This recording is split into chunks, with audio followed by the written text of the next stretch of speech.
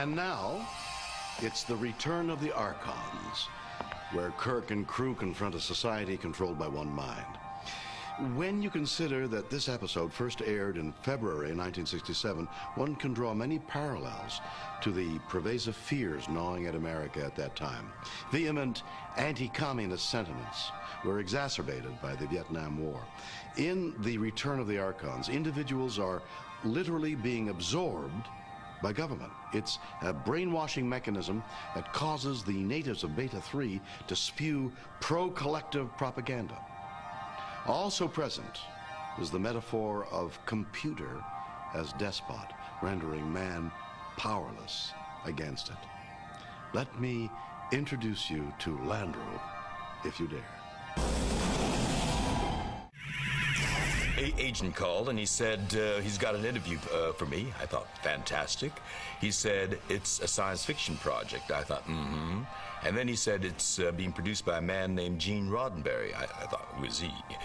Number 3, he said it's a pilot for a potential series. And that's when my ears perked up, because it meant, if it sells, steady employment.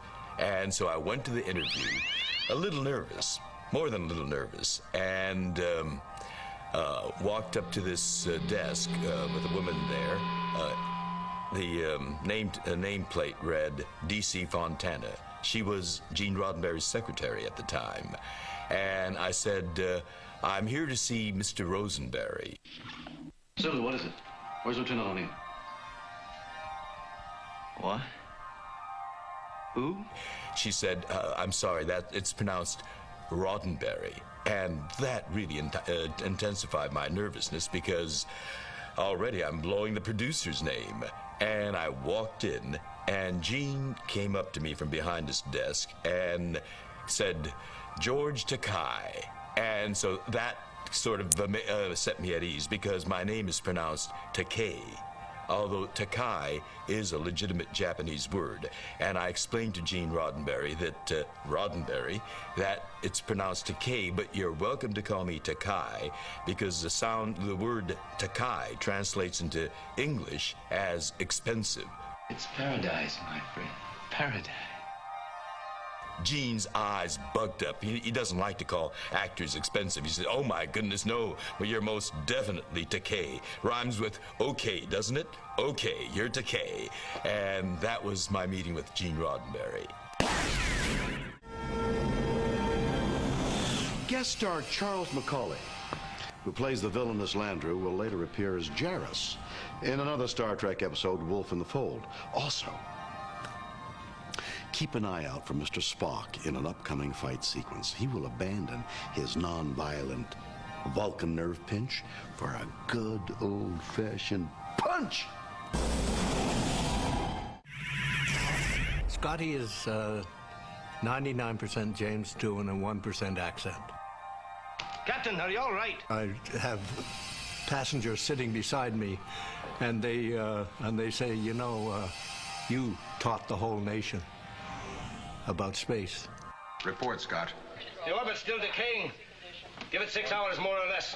Those heat beams are still on us. You've got to cut them off, Mr. Spock, or we'll cook. One way or another.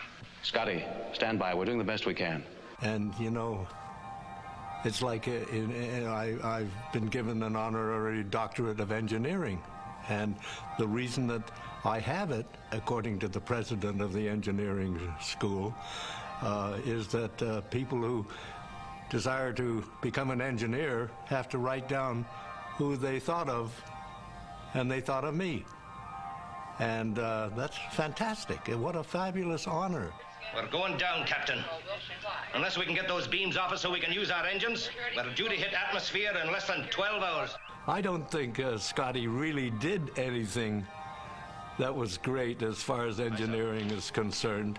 But for some reason or other, the world caught on to the fact that, hey, if you're going to do it right, do it the way Scotty does it. Sulu, take it easy. My father agreed to let me study theater and to go into acting as a career, he said he wanted me to maintain certain standards. So I didn't work much. I turned down a lot of opportunities. There were those opportunities, a few opportunities where the role was satisfying, and I feel very lucky in that sense. But the majority of the roles were pretty stereotyped. We've got to make a run for it. We can't just stand here. Mr. O'Neill, stand tight. They'll beam us up any minute. Run, I tell you. We got to get out of here. You know what they're capable of. O'Neill! And here came Gene Roddenberry with this project. I sat down with him. He started to explain to me the project. And I saw that this was a really visionary project. 40. 30. Never mind, Mr. Spock.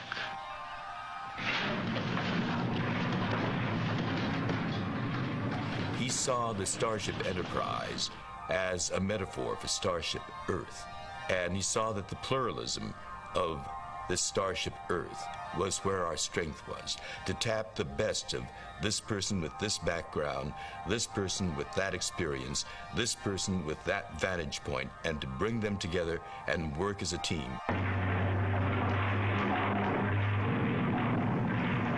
The engines! Then we can face any kind of challenge and prevail. Captain, are you all right? What about the ship? Well, the heat rays have gone, Captain. And Mr. Sulu's back to normal. Believing you. Excellent, Scotty. Stand by to beam up landing party.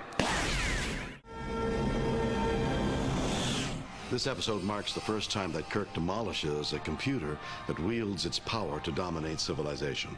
It's the mere beginnings of his personal crusade to champion the rights of the individual and retain their free will.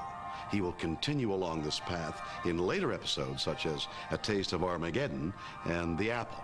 Landru stopped at nothing in its pursuit to absorb the individual, but he met a formidable opponent in Captain Kirk.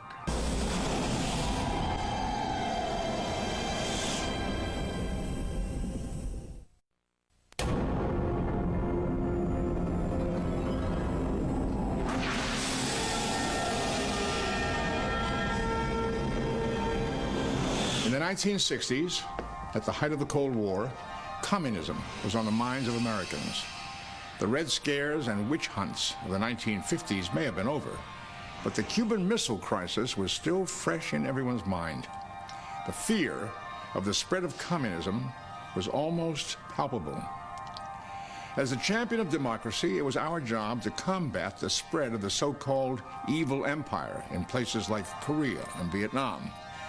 Television reflected these attitudes and fears. On Star Trek, all of it was reflected in Return of the Archons. The marching, robotic quality of the street scenes in this episode always reminded me of the German expressionist films of the 1920s and 30s.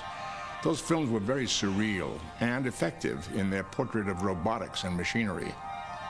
Interesting that the same sense of mindlessness, of being simply a drone in a larger collective, would resurface in a much more evil incarnation as the Borg, 25 years later, in Star Trek: The Next Generation. This is not the last culture that the Enterprise crew would free from the clutches of a dominating computer. In fact, it's one in a long line of computers argued to death by James T. Kirk. The rights of the individual, the right to grow, to change, to live and die as you would choose, not to have your destiny decided for you by a computer or governing body.